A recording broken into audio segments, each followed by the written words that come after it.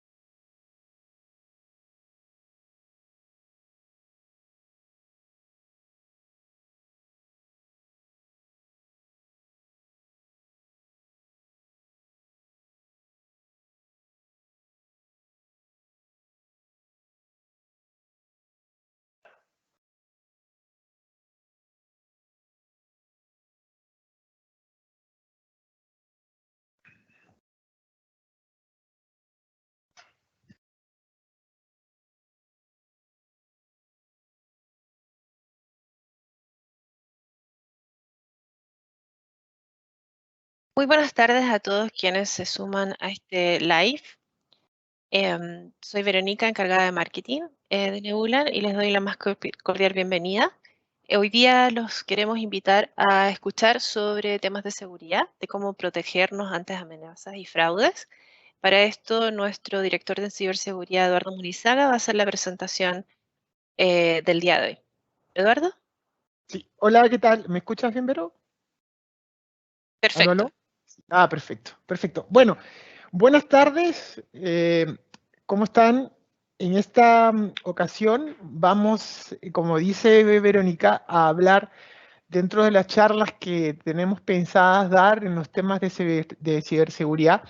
Consideramos que hay un tema importante que es el que queremos hablar hoy día de una forma diferente, de una forma mucho más dinámica, porque lo que queremos hacer de alguna forma es que ustedes sepan algunos frameworks que están saliendo o que ya estaban de alguna forma puestos en el mercado, y la idea es que ahora han tomado mayor fuerza, sobre todo el de Zero Trust, que es el que vamos a justamente hablar ahora. Voy a colocarlo, voy a ir colocarlo acá para que se pueda apreciar. Un segundito. Que tiene que ver básicamente con cómo protegemos nuestros activos dentro de la organización. ¿Ok? Voy a escribir acá, déjeme ver un temita que no me está funcionando el lápiz. A ver, a ver. Un segundito. Pero tengo un pequeño problema. No me funciona, o sea, como que se me hubiera pegada el equipo. Salgo y vuelvo a entrar. Sí. ¿Sí? A ver, espérenme. No se me funciona. A ver, voy a. ¿Cómo hago? ¿Tú me sacas o yo entro? Tienes que salir tú, Eduardo, y volver a entrar.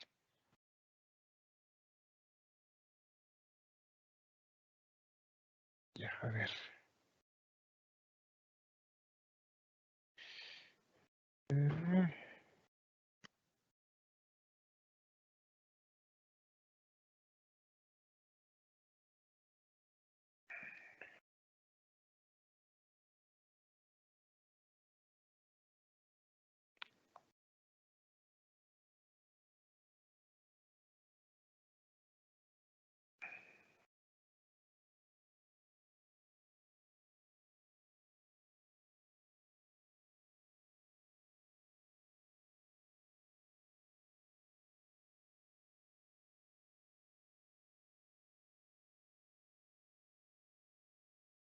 Bueno, voy a avanzar, no sé si aquí se ve bien, pero no. Sí, perfecto. Ya, Estamos perfecto. viendo. Bueno, básicamente vamos a hablar de lo que tiene que ver con un concepto que se llama Zero Trust, un tema donde vamos a discutir un poco y a que ustedes tengan dentro lo que es la idea de cómo empezar a trabajar en algún framework que ustedes puedan ver y que sirva de guía para que ustedes puedan partir con una estrategia de ciberseguridad. ¿Por qué les cuento esto? ¿No? Porque usualmente, hace más o menos desde el año 2005 hacia atrás, más o menos, nosotros teníamos el concepto de que al trabajar y al estar de alguna forma sentados físicamente en nuestras oficinas, donde en nuestras oficinas íbamos a tener o teníamos, por decir así, nuestro servidor, estábamos sentados en nuestros equipos que nos entregaban, en este caso, las empresas, ¿no?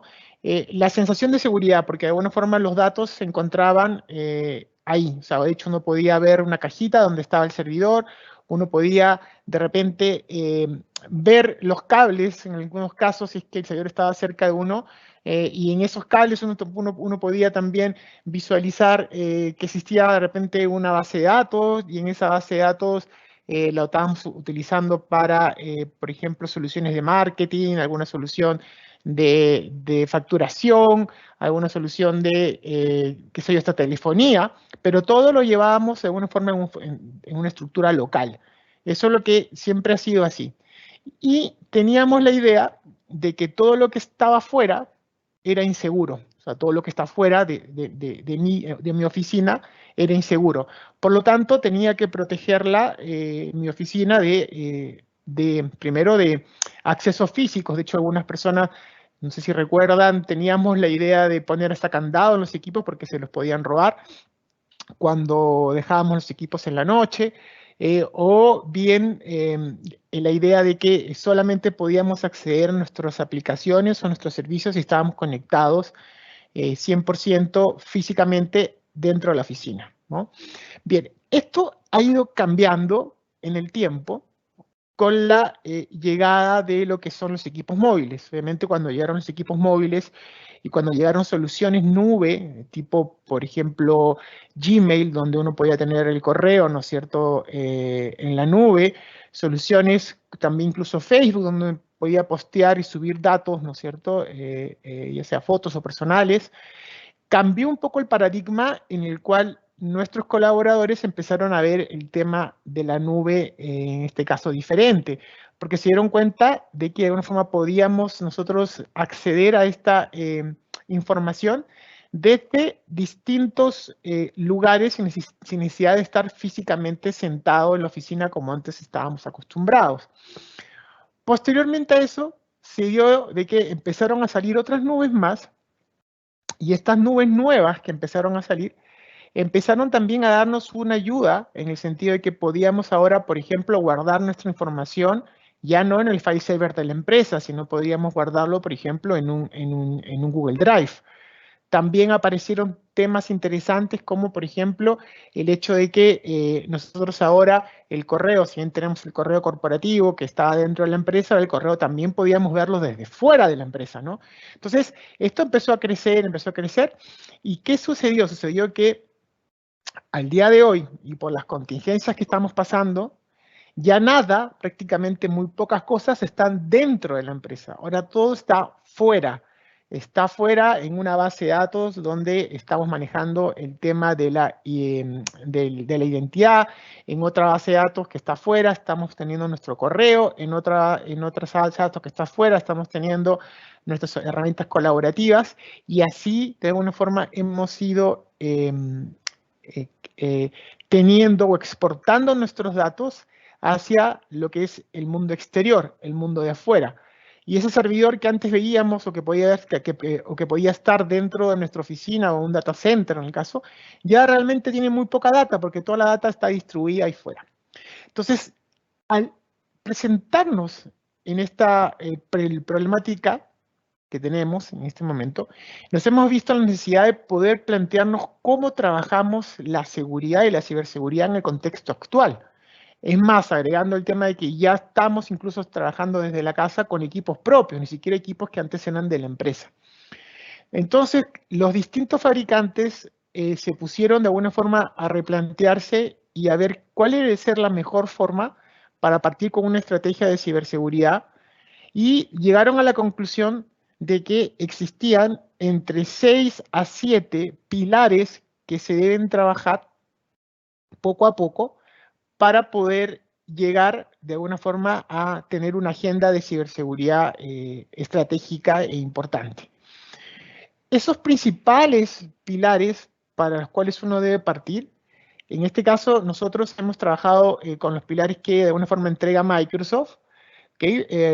Otras marcas le tienen otro nombre, pero están relacionados iguales, y tienen que ver con, por ejemplo, como pilar número 1, que ustedes pueden ir viendo ya en la presentación, el pilar de lo que es la identidad o lo que es la persona, es decir, cómo nosotros empezamos a trabajar y hacer nuestra agenda basada en la persona o en la parte de la identidad, ¿ok? Es decir, si nosotros vamos a empezar a trabajar con el punto 1, debemos empezar a reformularnos la fórmula cómo estamos conectándonos dentro de nuestra empresa. ¿Por qué? Porque como les mencioné, si teníamos distintas nubes donde tenemos distintas soluciones, lo normal es que tengamos al menos un usuario y una clave para poder acceder a las distintas nubes que estamos de alguna forma trabajando. Porque si no, lo que va a pasar es que vamos a tener, si tenemos 7 nubes, 6 nubes, vamos a tener 6 o 7 claves distintas, 6 o 7 usuarios diferentes, y las claves muchas veces se nos van a olvidar. Vamos a tener problemas para poder, de alguna forma, acordarnos de todo y vamos a pasar a escribirlas, con lo que típicamente pasa, ¿no?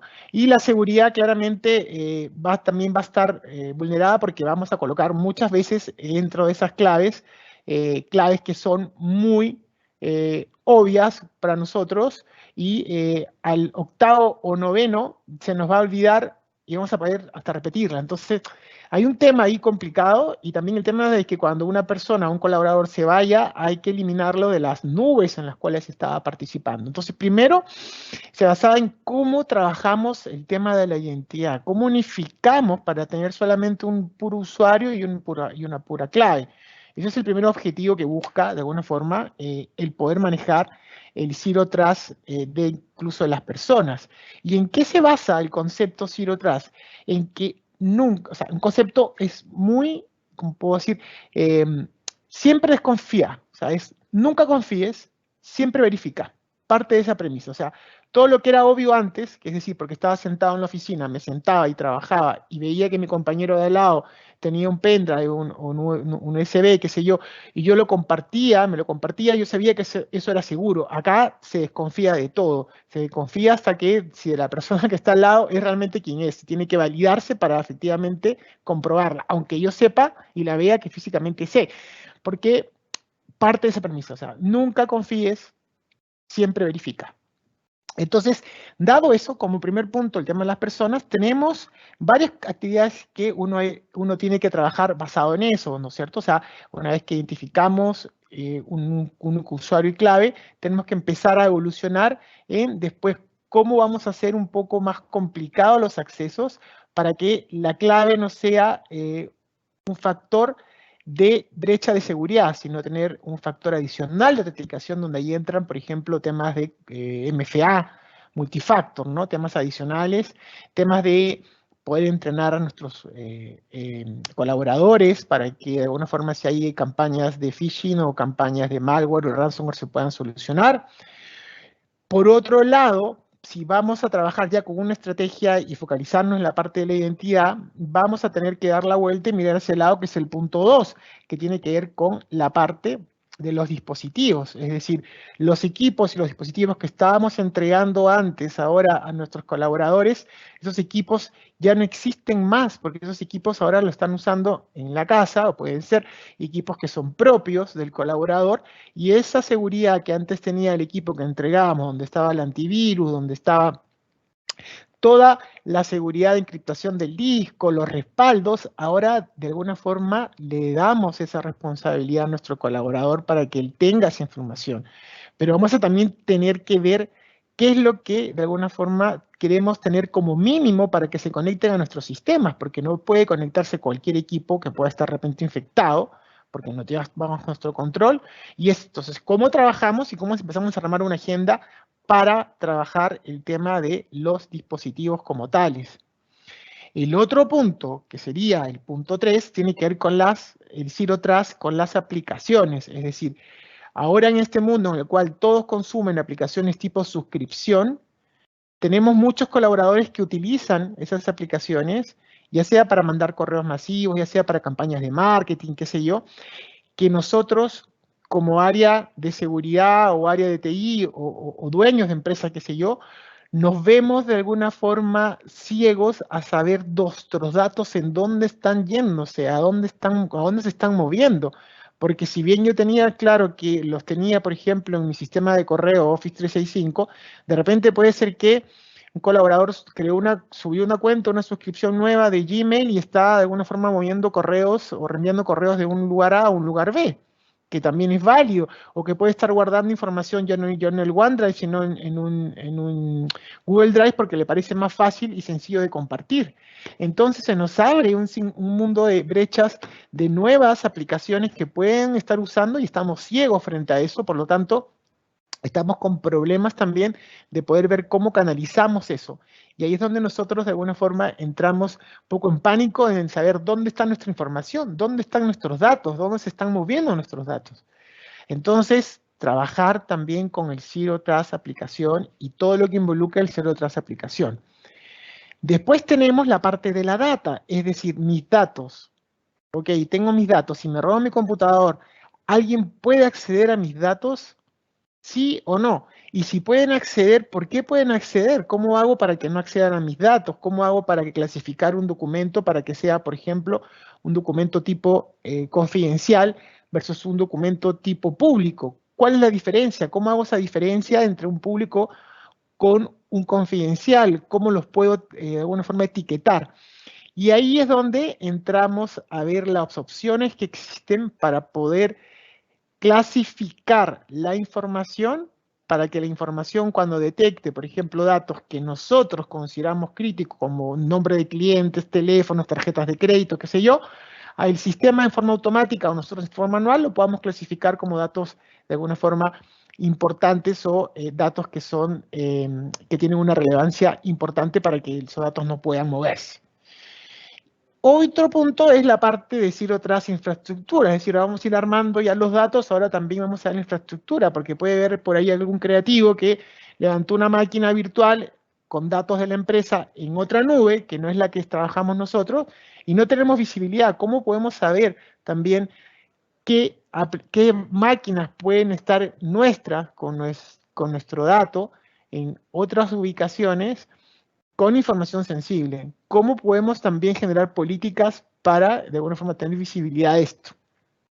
Y por último, viene la parte de tipo red, donde nosotros nos preguntamos, diciendo, oye, ¿qué hacemos con la parte de la red? Ya no fuimos de la empresa, no estamos en la empresa, estamos en la casa, pero quiero seguir siendo capaz de poder controlar o revisar la navegación que hacen mis colaboradores, porque en este momento ya no hay control sobre dónde navegan y puede ser que puedan infectarse esas máquinas, contaminarse los equipos y después puedan subir esa información a mi plataforma colaborativa, ya sea de Office 365, por ejemplo, para poder acceder. Entonces, todos estos puntos de aquí son puntos que uno tiene que empezar a tratar y uno tiene que empezar a armar una agenda para poder cubrir con estos 8 puntos. Y a su vez, ya un poco más sofisticado, es cómo hacemos que estos 8 puntos conversen todos entre sí de una forma inteligente y a su vez muy preventiva y proactiva, donde permita detectar esos incidentes de forma inteligente, sin necesidad de estar viendo o generándose un incidente grave para poder actuar, ¿no? Entonces, lo que nosotros vamos a trabajar ahora y vamos a hacer ahora es mostrarles básicamente el punto 1 que tiene que ver con el tema de Zero Trust de la parte de la identidad, cómo nosotros trabajamos con eso y cómo podemos, cómo van a poder ustedes ver, por ejemplo, cómo se puede llevar un ataque relacionado al tema de la identidad y por qué es importante el Zero Trust en el foco de identidad. Van a ver, vamos a hacer aquí una demo muy básica, muy sencilla, en cómo yo me puedo hacer pasar por una persona o un dominio de algún cliente para poder forzar a que la persona que le llega el correo, por ejemplo, me pueda hacer un depósito, que es lo que se está viendo, ¿no es cierto?, muchas veces, a una cuenta corriente en otra parte del mundo, violando la identidad porque esta empresa o estas empresas no han trabajado en la parte Zero Trust Identity, que es el foco de la charla de hoy día, es hablar de Zero Trust Identity. Es un repaso del resto, pero ahora vamos a ver una demo práctica de cómo poder hacerlo.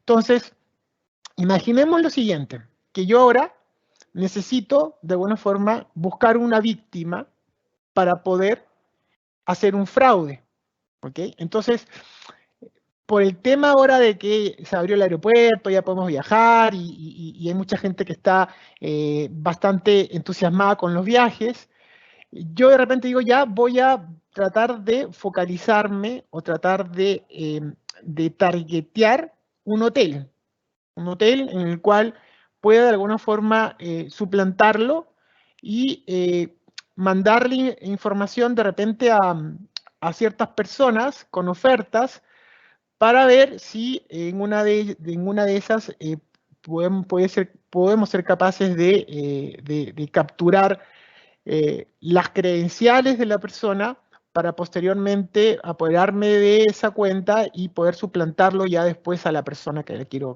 hacer la suplantación.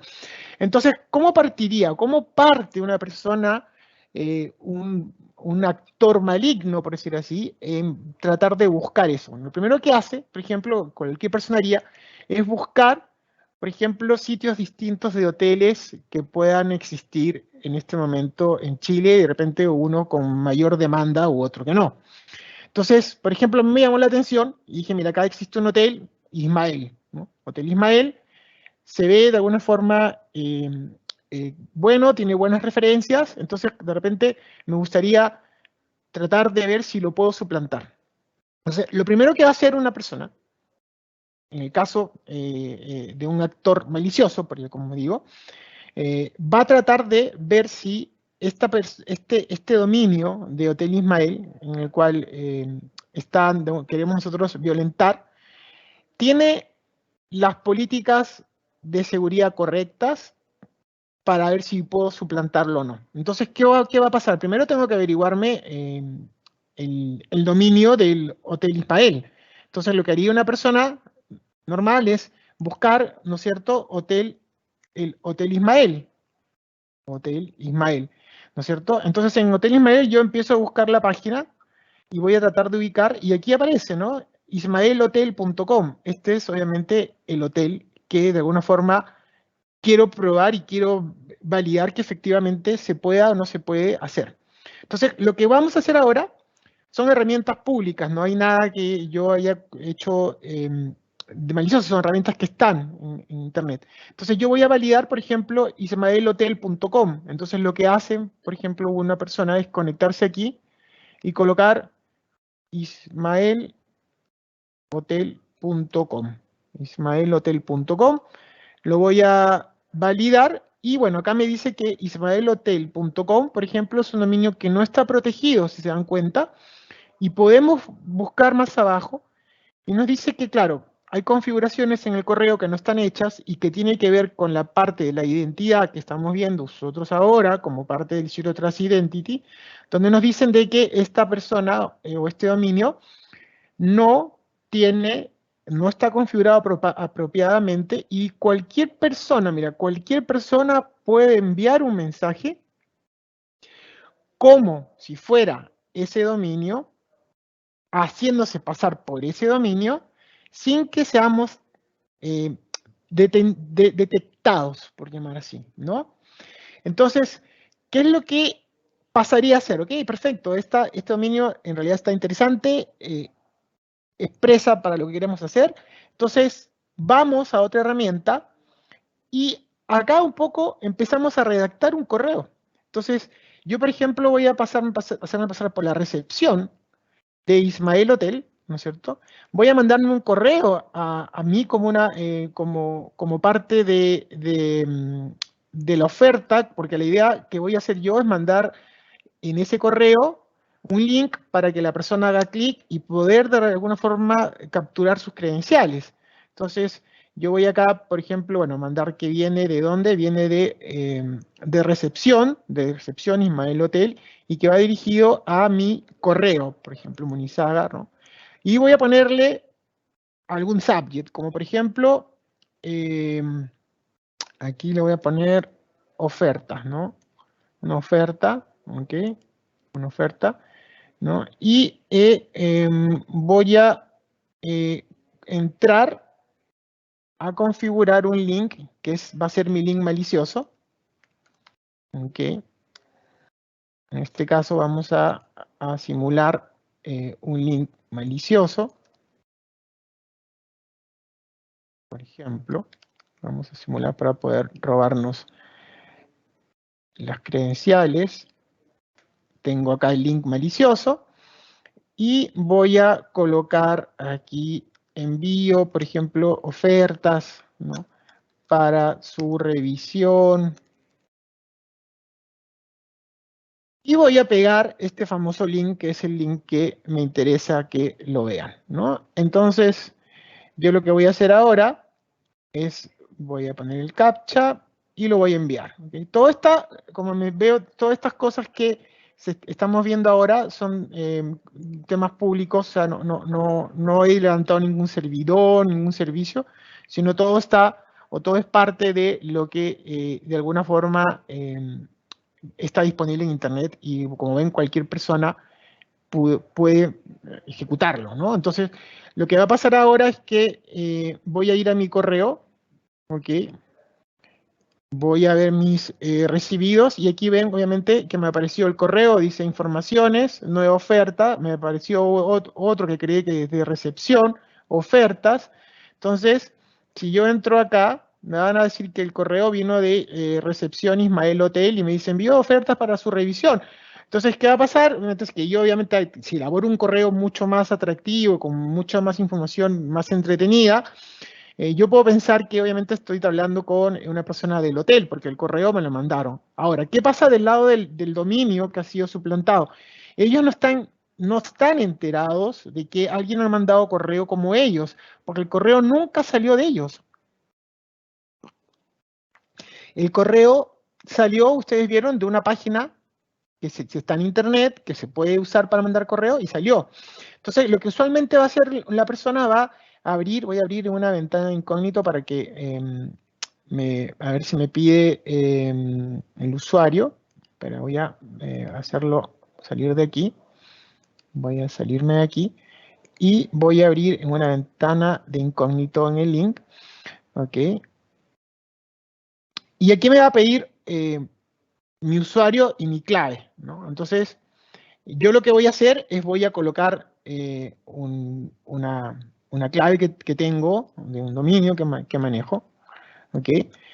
Y voy a colocar la password. Obviamente esto debiera ser una ventana, acá me dice obviamente que me equivoqué, ¿no es cierto? Bueno, acá me voy a equivocar, pero obviamente esto es falso, esto es una ventana donde tratan de hacer una captura de credenciales.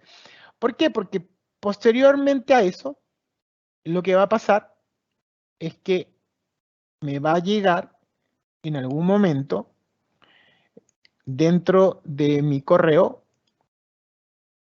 un mail, aquí está, donde aparece la clave que se captura. Entonces me dice, mira, acá está la clave y acá está la password que acabamos de capturar. ¿Ok? Entonces, basado en un mail que mandé haciéndome pasar por un dominio supuestamente bueno, lo que hago yo ahora es capturar las credenciales. Y al capturar las credenciales, bingo. ¿Por qué? Porque ahora yo lo que voy a hacer es lo siguiente. Como tengo las credenciales, voy a conectarme ahora a Office 365. ¿Ok? Aquí me estoy conectando a Office 365, voy a colocar las credenciales que capturé.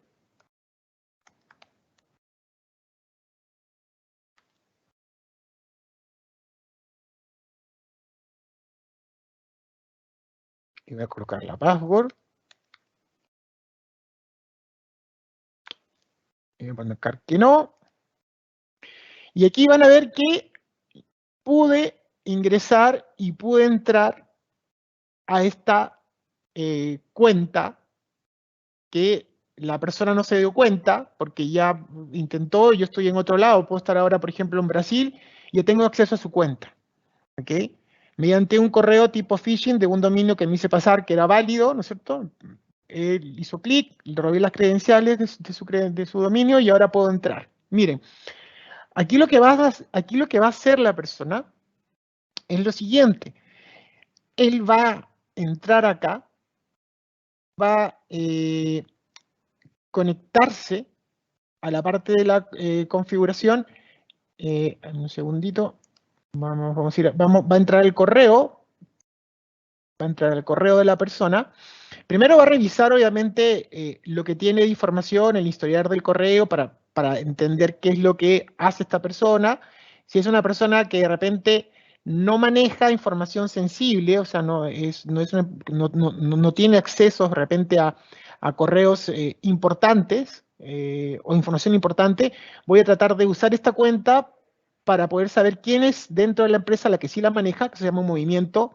Voy a hacer hacia los lados, un movimiento lateral, para poder llegar a la persona que tenga esos datos que yo quiero de alguna forma detectar.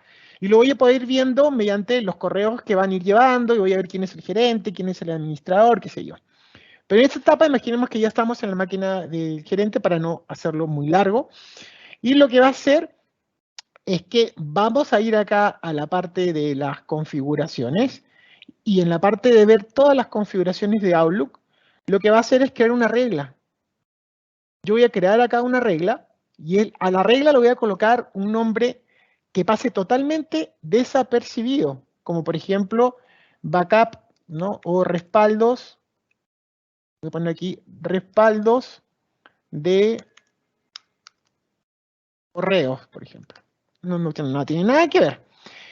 En la condición, yo voy a decir, bien. Entonces, yo lo que quiero hacer es que esta regla va a estar escuchando todo el rato cuando alguien, dentro de lo que es el asunto, incluya, por ejemplo, orden de compra, por ejemplo, y, no sé, el asunto incluye también, por ejemplo, en el cuerpo o facturas, qué sé yo, no sé, ahí uno va a ir armando lo que necesita en el asunto y todo, agrego una condición, entonces esa condición va a ser, por ejemplo, que lo reenvíe.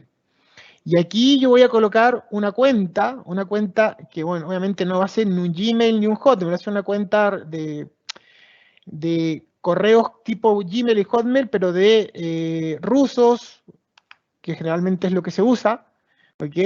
Y aquí o de un país de Europa Oriental, entonces aquí voy a colocar, por ejemplo, correo Hotmail, por decir así. Será aquí, @hotmail.com, ¿ok? Aquí, ¿ok? Y con eso voy a guardar el correo, ¿ok? Y creé mi regla de respaldo de correo. Entonces, ¿qué va a pasar? Cuando alguien me mande a mí un correo con el asunto de orden de compra, la persona que va a estar en el otro lado también le va a llegar ese correo de orden de compra. Y aquí es donde nosotros tenemos que tener ojo lo siguiente, porque cuando llegue el correo de orden de compra, el dominio, por ejemplo, bueno, que estamos trabajando aquí, es el dominio que se llama Contoso, ¿no es cierto? En el caso de ser el Contoso.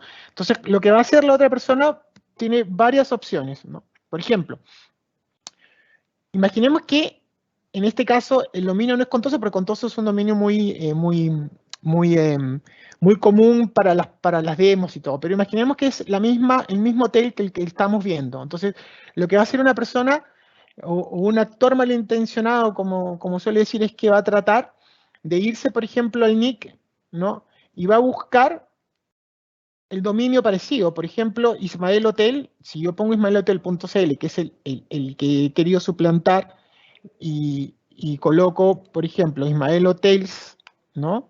Con ese, veo que ese dominio, aquí voy a entrar nuevamente, a ver, un segundito.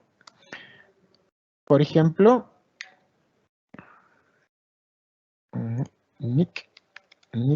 nick.cl, entonces pongo Ismael Hotels con S, lo otro es sin S, ¿no? Porque si pongo sin S, me va a decir que el dominio está escrito, ¿no? Si lo pongo sin S, o sea, con S, me dice que el dominio de alguna forma está libre, ¿no? Dice para escribir el dominio versus... Entonces yo digo, bien, tengo el dominio parecido, tengo una cuenta, entonces lo que voy a hacer ahora es crearme este dominio, ¿no es cierto? Y cuando empiece a mandar correos haciéndome pasar por, en este caso, de la persona, voy a poner en copia a una cuenta real de este dominio para después sacarlo. Después lo que van a hacer es que de aquí me van a sacar de las conversaciones y solamente van a estar hablando con esta cuenta que es muy parecida a la que supuestamente iba a ser validada. Y en ese escenario, cuando ya empiezan a conversar con una cuenta muy parecida, hay envíos, reenvíos, es donde nos mandan ya el último mail donde dicen que la cuenta del banco cambió y ahora el banco me está dando otra cuenta, otro número de cuenta, y ahí donde tienen que hacerme la transacción o el dinero, o el uso del dinero. ¿Ok? Entonces, esto que ustedes vieron, que obviamente yo he hecho un ejemplo muy sencillo, no le hemos metido mucha inteligencia, pero ven que efectivamente cómo se puede robar una credencial, cómo se pueden mandar correos, cómo ustedes pueden validar si un dominio de alguna forma está o no está protegido, eh, es muy fácil, es muy fácil. Entonces, ¿cómo evitamos esto? ¿Qué hacemos para que esto no pase? Bueno, el primer paso, para que esto no pase, es que los dominios tienen que estar protegidos, si no van a poder hacer este tipo de suplantación. ¿Qué se refiere a eso? Se refiere a que si yo, por ejemplo, voy a poner aquí un ejemplo en concreto, por ejemplo, y voy a un dominio, no sé, por ejemplo, el de wom.cl, ustedes pueden ver, por ejemplo, que este dominio está protegido. O sea, por lo tanto, yo no puedo hacerme pasar por alguien de one.cl porque está protegido. Por lo tanto, esto que quiera mandar acá no va a llegar a ningún lado. Se va a perder. ¿Ok? Pero, por ejemplo, Banco Estado, no sé si Banco Estado, hasta hace un par de meses todavía no lo había corregido. Bueno, ya está corregido.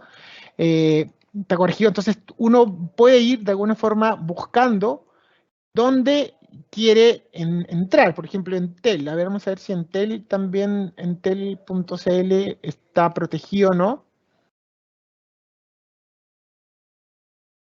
Vamos viendo, él también está protegido. Entonces, se dan cuenta, son dominios. Entonces, lo primero que tenemos que hacer es trabajar en proteger nuestro dominio. ¿Y cómo trabajar en proteger nuestro dominio? En habilitar lo que se llama DMARC. ¿Ok? DMARC es lo que nosotros tenemos que trabajar para poder habilitar, en este caso, y securitizar nuestro dominio. Para poder trabajar en securitizar nuestro DMARC, que es parte del Zero Trust Identity, que tiene que ver con cómo aseguramos nuestra identidad en el correo, lo que tenemos que hacer aquí es trabajar e identificar desde dónde mandan correos como nuestro dominio, como por ejemplo, si usan Office 365, sabemos que Office 365 es desde donde se manda, y no existe otro que mande correo porque es Office 365. Pero la realidad no dice eso, la realidad dice que ustedes tienen algunas soluciones que mandan correos masivos y que no son de 365, sino son de otros proveedores. Entonces ahí hay que trabajar en poder hacer que esto quede en color verde y esté protegido. Otro tema también importante en la protección de este dominio es si regresamos nuevamente a lo que tiene que ver con lo que habíamos visto aquí, ¿no?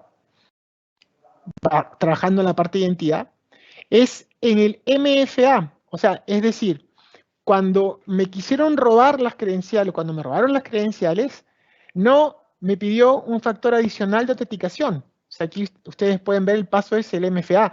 O sea, yo me tuvo que haber pedido de repente un PIN, un token en el teléfono, para que fácilmente, o sea, para dificultar la tarea a la persona que está tratando de vulnerar mi sistema. Eso no ocurrió. Él adivinó la clave y claramente cualquier persona puede darle un clic, ¿no es cierto? Y obviamente lo que sucedió fue que obtuvo mis credenciales y se pudo conectar porque no tengo un factor adicional de autenticación. Entonces, lo otro es habilitar MFA. Por tener Office 365, solamente por tener, ustedes ya tienen MFA. Es gratuito. O sea, y si no lo están usando, hay que revisar el por qué no lo están usando, porque ese es un tema importante, pero el MFA viene ya como parte, entonces hay que empezar a trabajar en esa parte de la seguridad para poder habilitar el tema del MFA. Otro punto es la concientización. Vamos a trabajar en el Zero Trust. ¿Qué se refiere? Se refiere a que tenemos que capacitar y entrenar a nuestros colaboradores para que en el caso mío, que cuando ustedes vieron en que yo le hice clic a ese link de recepción, cuando yo no solicité ninguna oferta ni nada, me llegó una oferta de este hotel y yo le puse clic, ¿no es cierto?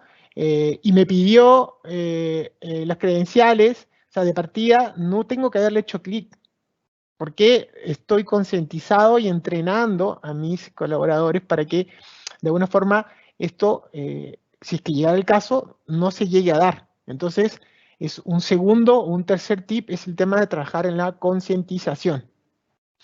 Otro tema importante también en todo este tema es el tema del single sign, es decir, usar la misma clave de usuario tanto en la aplicación que usas en este momento para poder funcionar en 365, colaborativa, como también que sea la misma en las demás aplicaciones para que no tengas distintas brechas de seguridad. O sea, obviamente esto lo trabajamos cuando ya tenemos las otras definidas, ¿no? Porque si estamos integrándolo todo en una pura identidad y no tenemos las barreras de seguridad, claro, te robaron esa clave y accedieron a todos lados.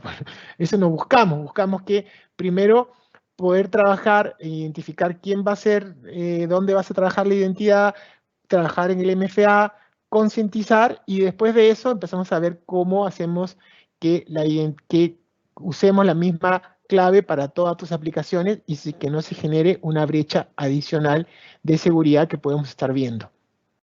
Entonces, como ustedes ven, este plan está interesante, es muy interesante porque ustedes tienen que partir, cuando hablemos de seguridad o de repente están ya trabajando en una agenda o en un roadmap, es partir por la identidad, o sea, debemos partir por estos pasos primero. Después, en otras sesiones vamos a ir hablando muy parecido de lo que significa la parte azul, la parte de los dispositivos.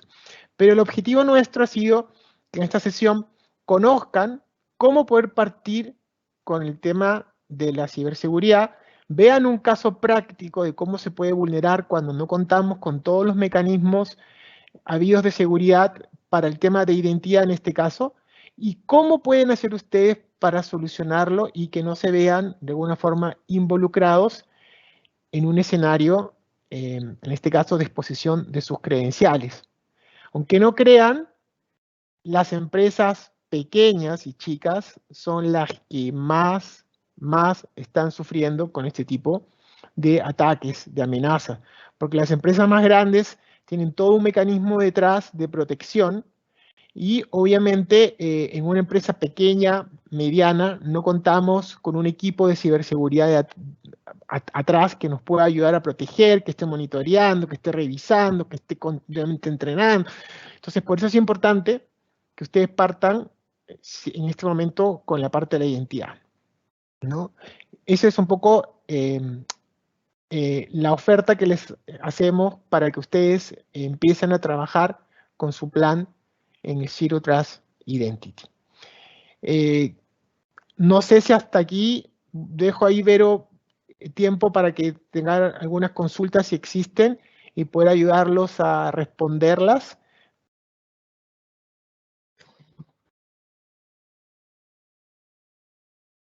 Tenemos ahí una pregunta que se relaciona con lo que mencionabas tú de las capas de seguridad. ¿El licenciamiento Microsoft trae capas de seguridad o tengo que contratar alguna de estas herramientas por separado? Sí, muy buena pregunta. El licenciamiento Microsoft trae algunas capas de seguridad, como por ejemplo el Multifactor Authentication, el que hablamos del MFA, ¿no? O sea, efectivamente pueden protegerse en primer nivel usando el MFA que viene con las licencias de Microsoft, ¿ok? El problema que tiene, que es que ustedes van a tener MFA y se los va a pedir siempre. No es un MFA inteligente en el sentido de que, por ejemplo, que pueda detectar que si es el mismo equipo, si te estás conectando de la misma ubicación, del mismo país, entonces que no te pida porque entiende que eres tú, ¿no? Aquí es siempre te pide, siempre te va a solicitar. Entonces, aquí es donde de alguna forma tenemos que tener la claridad de que al menos para partir con aquellas personas o cuentas de administración que son importantes, sí tener configurado el MFA que viene con Microsoft, el que es gratuito, y después más adelante ir viendo el licenciamiento para los usuarios finales. Perfecto. Por ahora no tengo más preguntas asociadas a la charla. Eventualmente, si quienes están asistiendo tienen alguna consulta, nos pueden enviar sobre el email que les vamos a hacer llegar de agradecimiento con el link de esta presentación. Perfecto. Y bueno, y quedamos a disposición por si tienen más dudas o quieren hacer más consultas de repente fuera de la charla o tener alguna de repente una pequeña reunión donde podamos profundizar un poco más. Nosotros encantados podemos ayudarlos también a poder tener ese tipo de reunión con ustedes sin ningún problema, ¿no? Y por mi lado, agradecerles la asistencia del día de hoy. Esperamos más adelante tener otra charla parecida, mostrándole también ataques enfocada a lo que pueden ser dispositivos, y ahí de repente podríamos explotar lo que es un secuestro o cómo se genera un secuestro de un disco o de una máquina con, por ejemplo, algo parecido a un WannaCry, con un ransomware, y cómo evitarlo también, que existe, que también es otro de los aspectos que debemos empezar a trabajar cuando hablamos de dispositivos o devices. Entonces, nada, los Eduardo, invito. Sí. disculpa, sí tenemos una pregunta antes de que te despidas, por favor, que nos dice alguien, Oscar nos pregunta, ¿cómo puede configurar DMARC en Office 365? DMARC en Office 365 se habilita. O sea, tú tienes que habilitar DMARC en Office 365. Pero lo que tienes que hacer, o lo que hay que trabajar, es que por cada servicio, por ejemplo, si tú me dices que solamente mandas correo con Office 365, entonces lo que tenemos que configurar es que en Office 365 hacer que los senders, o sea, los que mandan correos como Office 365, tengan las llaves que corresponden tanto de, más que de DMARC, sino de DKIM y los SPF.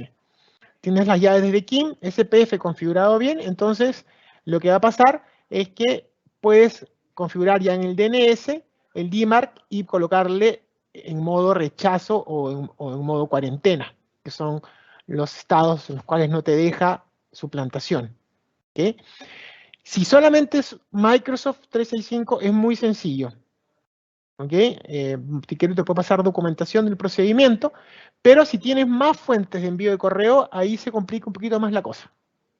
¿Ok? Pero si me dices, no, yo solamente trabajo con Microsoft y no tengo otra solución que mande correos, ningún problema. Se puede hacer incluso en un mismo día. tenemos ahí también otra pregunta que se relaciona con el MFA. Alguien nos pregunta, ¿el MFA se puede desactivar o es permanente? El MFA tú lo puedes activar y lo puedes desactivar sin ningún problema. O sea, puedes de alguna forma decir, pues vamos a habilitar a 5 personas para que empiecen a usarlo y más adelante te diste cuenta de que de repente no les gustaba el MFA o no les gusta de alguna forma el tener que tener un segundo factor y quieren dejarlo como antes, entonces, bueno, se puede volver atrás y se puede dar la opción a que ellos puedan usar el mecanismo de autenticación que tenían antes sin ningún problema. Yo recomiendo que se evalúe, por ejemplo, si tenemos algunas personas que tienen o que trabajan con información sensible, como por ejemplo pago de facturas, que mandan de repente depósitos a bancos, qué sé yo, a esas personas identificarlas e instalarles y ahí sí comprarles las licencias de Azure Identity que con el plan 1, simplemente el plan 1, ya les aseguras, aparte, tener el MFA nuevo, es decir, el MFA más evolucionado, el más amigable, y la posibilidad de que solamente, por ejemplo, te pida MFA si está fuera de Chile, ¿no? Porque no tiene sentido, porque los ataques están viniendo de afuera, por decir algo, o cosas mucho más inteligentes, ¿no? Es mi recomendación, y el resto, por ejemplo, dejarle el MFA normal, no sé, en el caso, cómo sean las condiciones de presupuesto de cada una de las empresas, ¿no?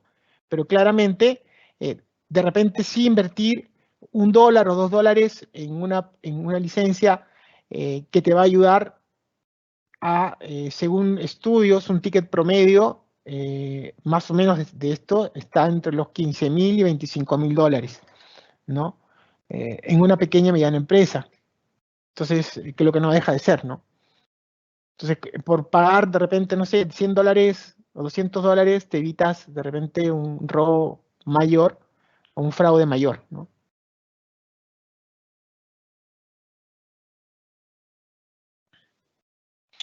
Bien, si no hay más consultas, entonces, bueno, les agradezco el tiempo y ahí van, bueno, mi correo está disponible por si tienen más adelante, les entra el duda en algo, nos consultan y bueno, ahí trabajamos en poder resolverle las dudas a tiempo. Perfecto, gracias Eduardo. Y bueno, agradecerle a todos quienes nos han acompañado el día de hoy, dejarlos cordialmente invitados para la próxima semana, en donde vamos también a tener novedades de las actualizaciones de Microsoft 365. Esperamos que tengan buena tarde y como siempre, cualquier cosa nos pueden contactar.